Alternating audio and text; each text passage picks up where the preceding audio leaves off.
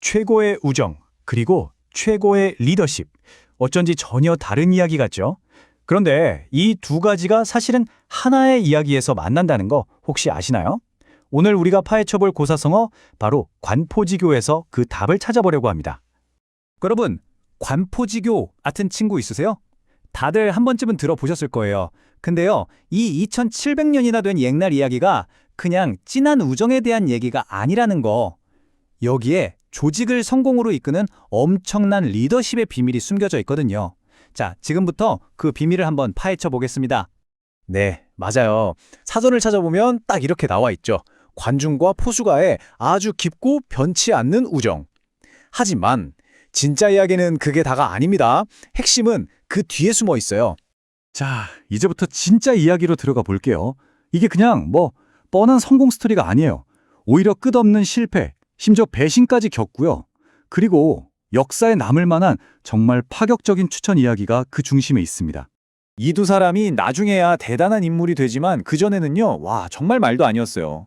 특히 관중이란 사람은 겉으로만 보면 진짜 별로였거든요. 욕심 많아 보이고 일도 못하는 것 같고 심지어는 겁쟁이처럼 보이기까지 했죠. 자, 근데 여기서 포수가의 태도가 정말 대단합니다. 한번 보세요. 관중이 사업할 때 돈을 더 챙겨가니까 사람들이 욕을 했겠죠. 근데 포수가는 아니야, 제가 가난해서 그래 하고 감싸줘요. 관직에서 3번이나 잘렸을 때도 아직 때를 못 만났을 뿐이야 라고 믿어주고요. 심지어 전쟁터에서 도망쳤을 때도 비겁한 게 아니라 집에 돌봐야 할 늙은 어머니가 계시기 때문이야 라고 말해줍니다. 이게 뭘까요? 보이는 행동만 본 게 아니라 그 사람의 상황과 본질을 꿰뚫어 본 거죠. 진짜 대단하지 않나요? 그래서 관중이 나중에 이런 유명한 말을 남기잖아요. 나를 낳아준 건 부모님이지만 나를 진짜 알아준 사람은 포수가다. 바로 이거예요. 이 관계의 핵심, 바로 알아줌. 그냥 아는 게 아니라 깊이 이해해 주는 거. 그게 전부였던 거죠. 그런데 이 대단한 우정이 정말 인생 최대의 시험대에 오르게 됩니다. 제 나라의 왕위 다툼이 벌어지는데 하필이면 둘이 서로 다른 왕자를 지지하면서 완전히 반대편에 서게 된 거죠. 상황이 정말 최악으로 갑니다. 관중이 자기가 모시는 왕자를 위해서, 친구 포수가가 모시는 왕자 소백을 향해 직접 활을 쏴버려요. 죽이려고 한 거죠. 와, 진짜 운이 좋게 화살이 허리띠에 맞아서 살았지만 이 순간 둘은 친구가 아니라 완전한 적이 된 겁니다. 결국 전쟁은 포수가 쪽이 이겼고 관중은 이제 사형당할 일만 남았어요.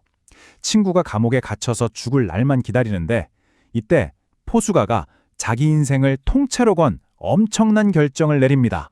이제 모든 권력은 포수가의 손에 달려 있었어요. 새로운 왕에게 이렇게 말합니다. 나라 하나 잘 다스리는 건 저 포수가로도 충분합니다.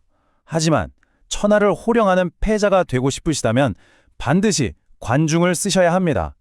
자기 자리를 내놓는 걸 넘어서 자기를 죽이려고 했던 그 친구를, 그 적을 추천한 겁니다. 정말 믿기지 않는 선택이죠. 놀랍게도 제환공은 이 조언을 받아들입니다.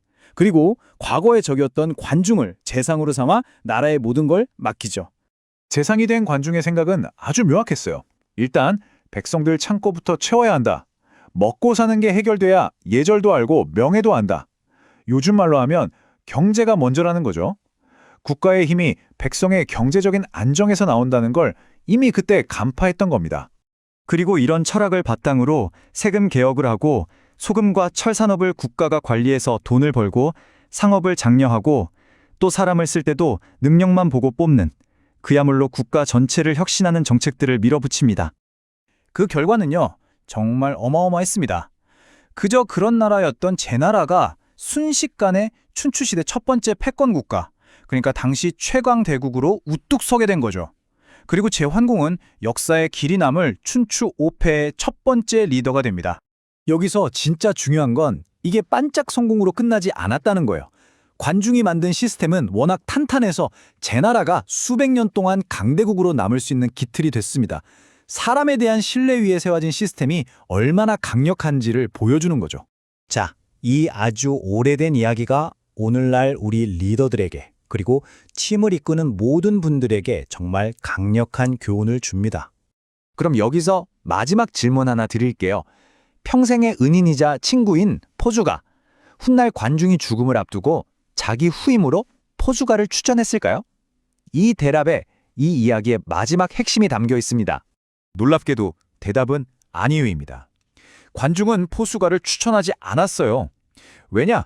그는 너무 흑백이 분명하고 강직해서 최고 리더에게 필요한 유연함이 부족하다고 냉정하게 평가했거든요. 더 놀라운 건 포수가의 반응이에요. 서운해하기는커녕 오히려 기뻐했다고 합니다. 자신들의 우정이 사적인 감정을 넘어서 국가라는 공동의 목표를 위한 것이었음을 다시 확인했기 때문이죠. 자, 정리해볼까요? 이 관포지교 일하기가 오늘날 우리에게 주는 리더십 교훈 아주 명확합니다. 첫째, 눈앞의 성과나 실패만 보지 말고 그 사람의 잠재력을 보세요. 둘째, 그 잠재력이 터질 수 있도록 믿어주고 심리적인 안전기지를 만들어주세요. 그리고 마지막으로 아무리 친한 사이라도 사적인 감정보다 조직 전체의 목표, 즉 미션을 우선해야 한다는 것. 이게 바로 관포지교가 말하는 리더십의 핵심입니다. 결국 위대한 역사가 사마천도 이렇게 평가했잖아요. 세상은 관중의 능력도 대단하지만 그 능력을 알아본 포수가의 안목을 더 높이 친다고요. 진정한 천재는 뛰어난 사람 그 자체가 아니라 그 뛰어난 사람을 알아보고 제대로 쓸 줄 아는 사람이라는 거죠. 그래서 마지막으로 여러분께 이 질문을 던지고 싶습니다. 지금 여러분의 팀에서 여러분은 빛나는 관중인가요? 아니면 그 빛을 알아보는 포수가인가요?